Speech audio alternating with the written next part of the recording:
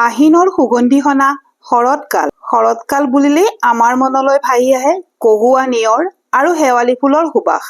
শেৱালিৰ মৃদু সুবাস জিলিমিলি নিয়ৰৰ মাজেৰে আহে শাৰদীয় দুৰ্গা উৎসৱ।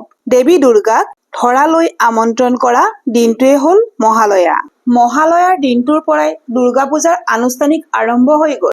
অতীজৰে পৰা এই নিয়ম মানি চলি অহা হৈছে। সেয়েহে ৰাতিপুৱা শুই উঠি গা পা ধুই বন্তি এগছি জ্বলালো দুৰ্গা মাৰ চৰণত। তেওঁ যাতে ধৰালৈ আহিয়ে সকলোকে সুখ শান্তি বিৰাজ কৰে, দুষ্টক দমন কৰি শান্তক যেন তেওঁ ৰক্ষা কৰি যায়। পিতৃ মাতৃহীন সকলে এই দিনটোতে পূৰ্বপুৰুষক স্মৰণ কৰি মৃতকৰ আত্মাৰ শান্তিৰ অৰ্থে অঞ্জলি প্ৰদান কৰে। আহিন মাহৰ অমাৱস্যাৰ দিনাখন দেৱী পক্ষৰ সূচনা হয়। এই দিনটোতে মহালয়া হিচাপে পালন কৰি অহা হৈছে।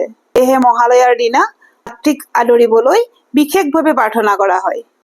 দুৰ্গা গোসাঁনীৰ আশীৰ্বাদে যেন সকলোকে কুশলে ৰাখে।